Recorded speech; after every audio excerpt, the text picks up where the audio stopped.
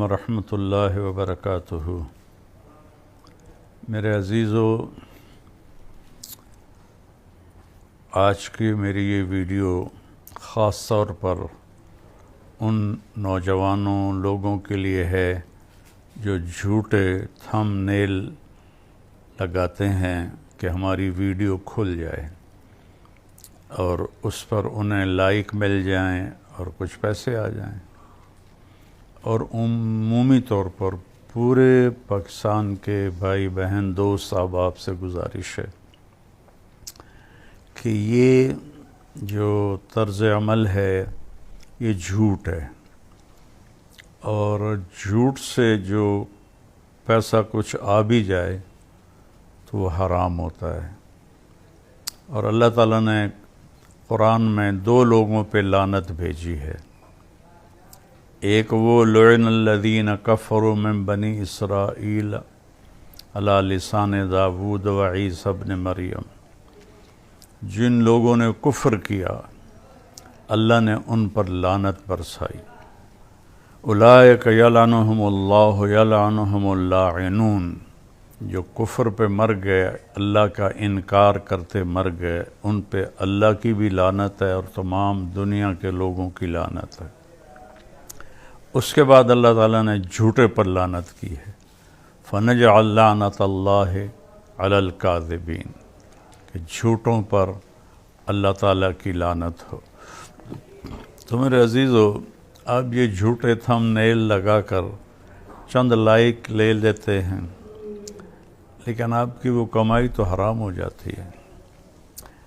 مجھے اتنی دفعہ یہ تھم نیل والے مار چکے ہیں، طارق جمیل انتقال ہو گیا، مولانا طارق جمیل انتقال ہو گیا، مولانا طارق جمیل وہ حادثے میں شہید ہو گئے، اور ایک وہ کراچی کا ایک بچہ ہے، مجھے اس کا نام بھول رہا ہے، اس کی وہ حادثے کی فوٹو لگا دیتے ہیں۔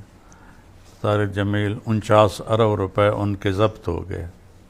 تو طارق جمیل اگر میں ہوتا تو میں اس کو جوتے مارتا۔ یہ صرف اتنا کو آپ کی غرض ہے کہ یہ کھل جائے اور ہمیں چند پیسے مل جائیں۔ تو ایک تو اللہ تعالیٰ حرام میں کبھی برکت نہیں دیتا، اور حلال کبھی بے برکت نہیں ہوتا۔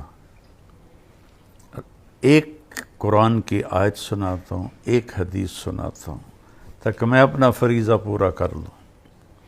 یہ تو ایک قسم کا حرام ہے جو یوٹیوب پہ چل رہا ہے، بازاروں میں بھی چل رہا ہے، دفتروں میں بھی چل رہا ہے، ایوانوں میں بھی چل رہا ہے، عدالتوں میں بھی چل رہا ہے، زمینداروں میں بھی چل رہا ہے، تاجروں میں بھی چل رہا ہے۔ پوری میری قوم جھوٹ کی سیاہی اپنے منہ پر لگا چکی ہے۔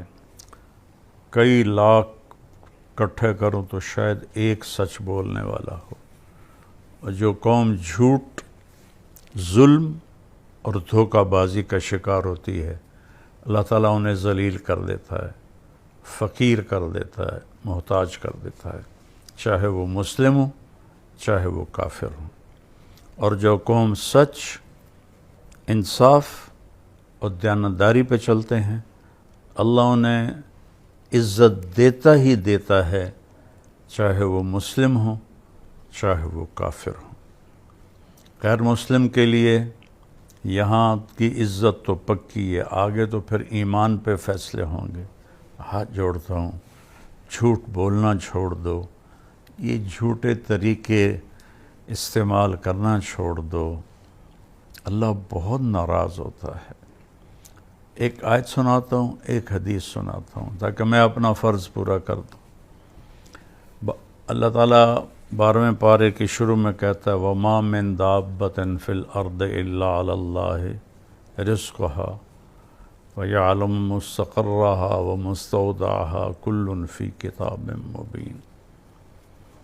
ترجمہ اس کا بظاہر کیا ہے کہ اللہ تعالیٰ فرماتے ہیں کہ زمین پہ چلنے والے ہر جاندار کا رزق اللہ کے ذمہ ہے، اور اللہ تعالیٰ اس کے عارضی قیام کی جگہ کو بھی جانتا ہے اور مستقل قیام کی جگہ کو بھی جانتا ہے، اور یہ سب کچھ لوح محفوظ میں محفوظ کر دیا گیا ہے۔ اب تھوڑا اس کا ہم تحقیقی جائزہ لیتے ہیں۔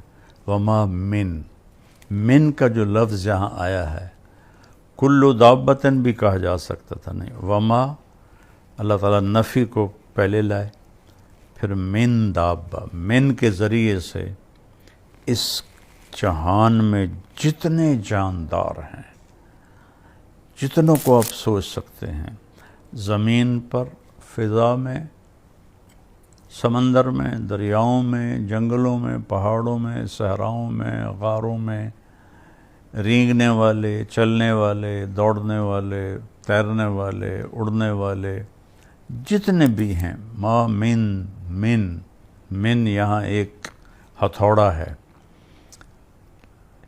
جتنے جانور ہیں،